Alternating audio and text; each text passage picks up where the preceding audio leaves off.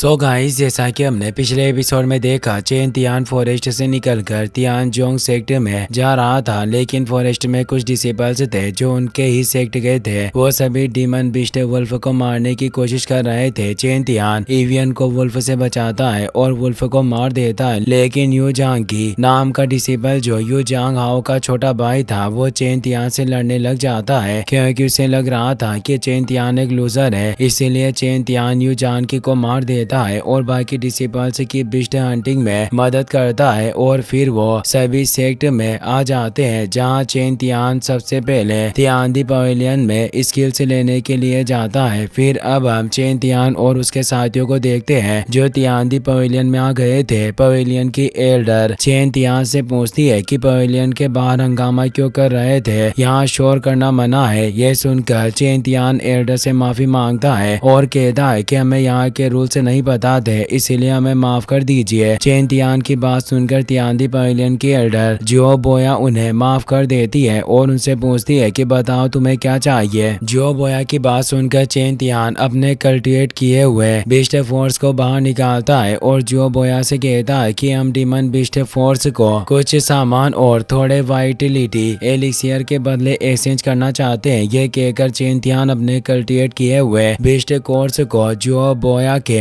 आगे रख देता है, जिन्हें लेकर वो 4 बोतल में 12 युआलिंग पिल्स टेबलेट्स रख देती है और उनसे कहती है कि इसके सिवा तुम अपनी मर्जी से कुछ भी नहीं ले सकते। वेपन्स लेफ्ट में रखे हुए हैं और मार्शल स्किल्स राइट्स में है। तुम चारों 2-2 आइटम्स ले सकते हो और समुराई रियल्म वाले बस फर्स्ट लेवल के ही आइटम्स ले सकते हैं। जो भी आइटम्स तुम लोग लोगे उसे रजिस्टर कर देना और 1 महीने में वापस लौटा देना, नहीं तो तुम्हारी पर्सनल क्रेडिट रिपोर्ट पर बुरा इम्पैक्ट पड़ेगा। अपना सामान ले लो और जल्दी से यहाँ से निकल जाओ। ये सुनकर अब चेन तियान चारों बोतल में से एक अपने पास रखकर बाकी 3 सभी को दे देता है। तभी अब एवियन चेन तियान से कहती है कि हम तीनों वेपन लेने के लिए जा रहे हैं, क्या तुम हमारे साथ आना चाहोगे। लेकिन अब चेन तियान एवियन से कहता है कि मैं कुछ मार्शल आर्ट्स बुक को ढूंढने के लिए जा रहा हूँ, जिसके बाद मैं टोंग टियन पीक पर प्रैक्टिस करने जाऊंगा। ये सुनकर एवियन उदास होकर पूछती है कि अब हम कब मिल सकते हैं। चेन तियान उसे जवाब देता उससे पहले टाई किक्सियोंग वहां जाता है और एवियन को अपने साथ लेकर चला जाता है। इसीलिए अब चेन तियान भी राइट की और मार्शल आर्ट्स स्किल्स ढूंढने के लिए चला जाता है। वो बुक पवेलियन के फर्स्ट फ्लोर पर आ गया था, जहाँ पर जाते ही उसे स्नो स्टॉर्म स्वॉर्ड आर्ट नाम की एक स्किल दिखती है, लेकिन उसकी पावर कम थी और चेन तियान को ज्यादा पावरफुल स्किल चाहिए थी। तभी उसे strong drifting in the 8 west नाम की एक स्किल दिखती है जो बहुत ज्यादा पावरफुल थी, लेकिन उसकी ओपनिंग एंड क्लोजिंग बहुत ही ज्यादा वक्त मांगती थी। इसीलिए चेन तियान उसे भी रिजेक्ट कर देता है और आगे बढ़ जाता है। वो सोचता है कि ऐसी 2 स्किल्स ढूंढना बहुत मुश्किल है जो परफेक्ट भले ही ना हो लेकिन साथ मिलकर बहुत अच्छे से काम करे। तभी आगे जाते हुए उसे एक स्किल्स दिखती है जिसका नाम 13 स्टाइल ऑफ स्वॉर्ड था। चेन तियान उसकी बुक को देखता है तो उसके अंदर 2 बुक्स थी जो एक दूसरे के साथ मिलकर काम करती थी। उनमें से एक बुक में सो टेक्निक थी और दूसरी में मार्शल सोल आर्मर था, जो उसे कल्टीवेट करने वाले की बॉडी की एक रोक की तरह मजबूत कर सकता था। इसलिए अब चेन तियान को वो स्किल ज्यादा पसंद आ जाती है और वो उन दोनों बुक्स को अपने साथ लेकर जियो बोया के पास आ जाता है। लेकिन जियो बोया उस स्किल को देखकर हैरान हो जाती है और चेन तियान से कहती है कि इन दोनों मार्शल आर्ट्स स्किल्स को मास्टर करना बहुत मुश्किल है और अभी तक कोई इन्हें नहीं सीख सका है, इसीलिए इन्हें कोई नहीं लेकर जाता। ये बस बेसमेंट में धूल ही खाती है, तुम इन्हें ले जाकर अपना टाइम वेस्ट ही करोगे। लेकिन अब जो बोया की बात सुनकर चेन तियान उसे सजेशन देने के लिए थैंक यू कहता है, लेकिन उसके बाद वो कहता है कि मुझे पूरा यकीन है कि मैं इन मार्शल आर्ट्स स्किल्स को कल्टिवेट कर लूंगा। चेन तियान की बात सुनकर जो बोया वो दोनों स्किल्स चेन तियान को दे देती है, इसीलिए चेन तियान उसे थैंक यू कहकर वहां से चला जाता है। अगले सीन में हम चेन तियान को टोंग टियन पीक पर देखते हैं, जहाँ एक केव के अंदर वो अपनी स्किल्स की प्रैक्टिस करने के लिए आया था। वो पहले अपनी स्वॉर्ड स्किल्स की प्रैक्टिस करता है और फिर मार्शल आर्मर को कल्टिवेट करने लगता है। मार्शल आर्मर को कल्टिवेट करने के बाद चेन तियान के पास वोन फैंटम आर्मर आ जाता है जो उसकी बॉडी के ऊपर था लेकिन दिख नहीं रहा था। चेन तियान को प्रैक्टिस करते हुए 5 दिन हो गए थे, लेकिन वो अभी तक 13 स्टाइल्स में से बस फर्स्ट स्वॉर्ड स्टाइल ही सीख सका था।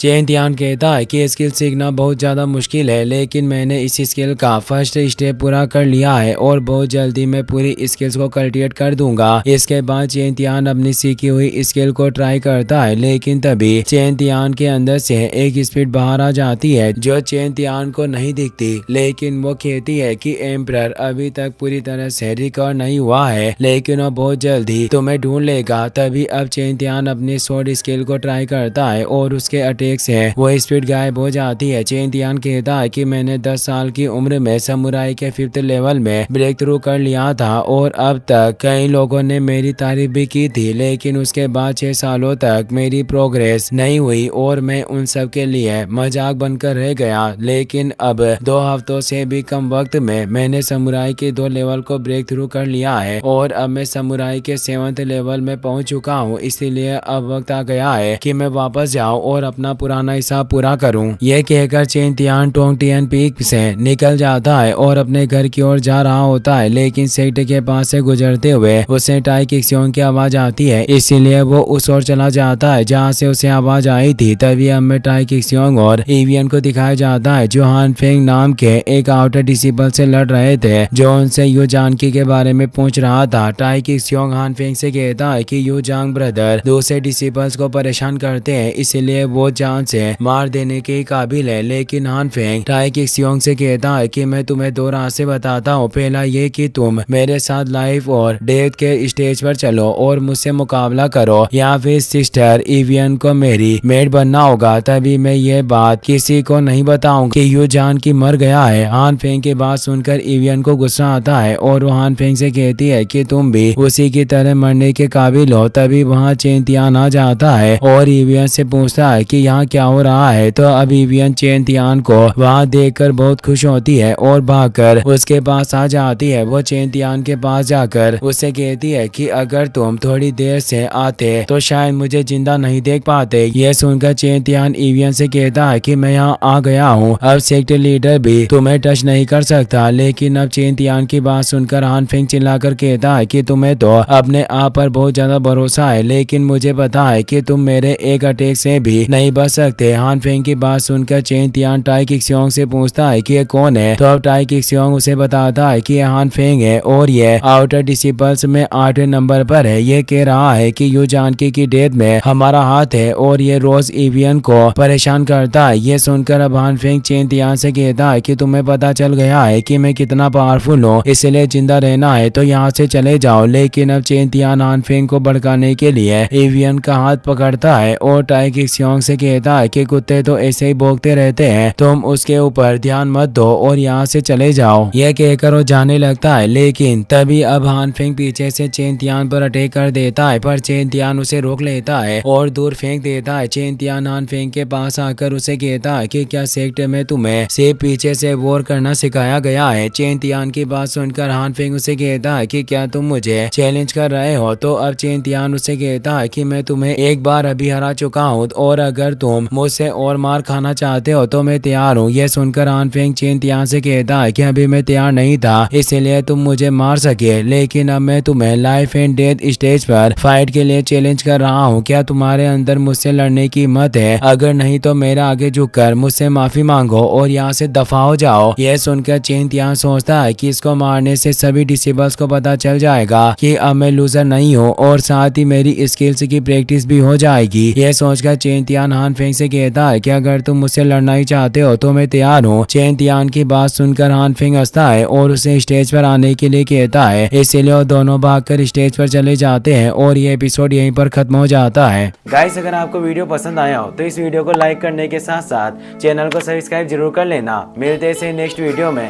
Thanks for watching.